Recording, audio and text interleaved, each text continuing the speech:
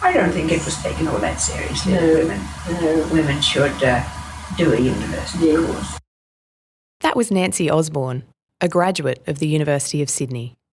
Nancy had an unusual life for a woman born in 1900, a clever student whose family encouraged her to study and had the financial means to send her to the University of Sydney.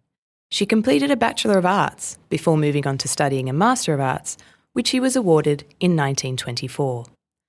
Unhappy with the two career options afforded to her on graduation, marriage or becoming a school teacher, Nancy forged her own career path.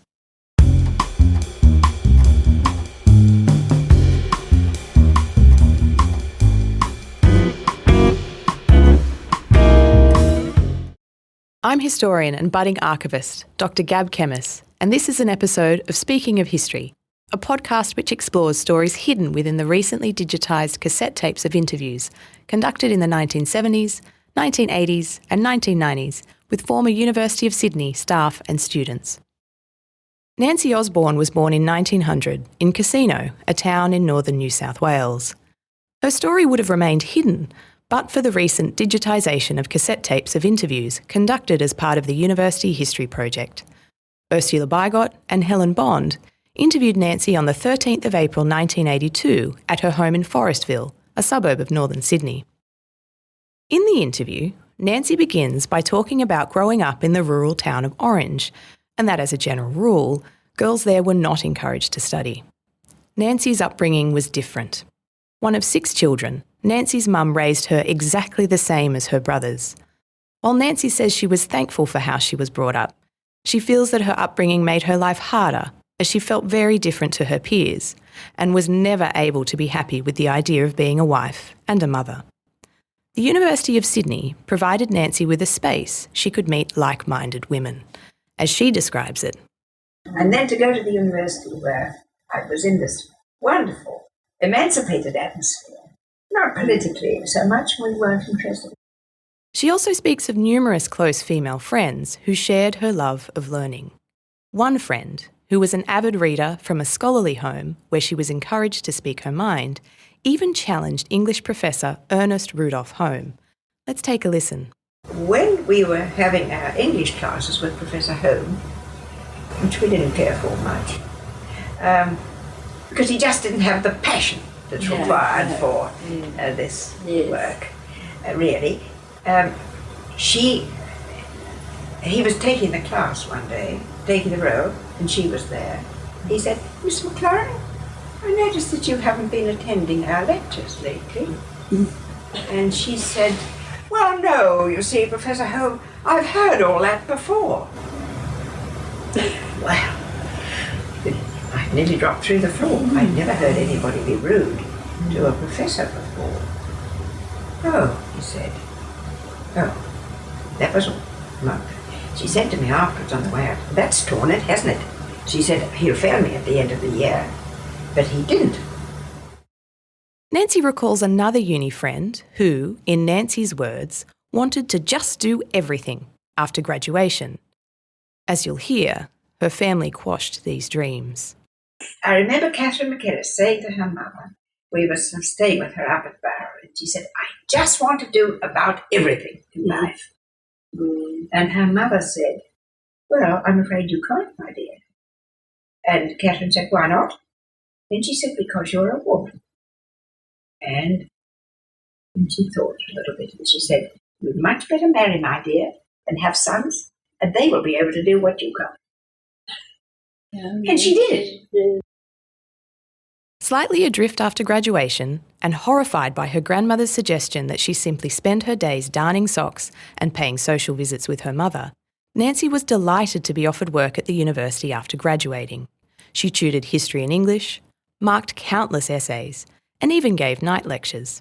Encouraged by the professors, she worked hard to save money for a move to England to see what opportunities she could find there. Nancy set sail for London in 1935. London was a revelation for Nancy. Women were not shamed for working and having careers in the same way that they were in Sydney. I had the courage to say these sort of things because women were doing anything at all. that required to be done. They were doing, and it wasn't art to be a spinster and to be enjoying your work. Nancy worked for the Carnegie Trust in the UK, supporting the arts in rural areas. But the beginning of World War II sent her down another career path. Learning that her brother had volunteered for the Army Reserves, Nancy applied to serve with the Women's Royal Navy, affectionately known as WRENs. Based in London, WREN's training took place at the Royal Navy College in Greenwich. WRENs became highly respected members of the Navy. In fact, Nancy recalls one admiral who never launched a mission without first speaking to a WREN, First Officer Pellow.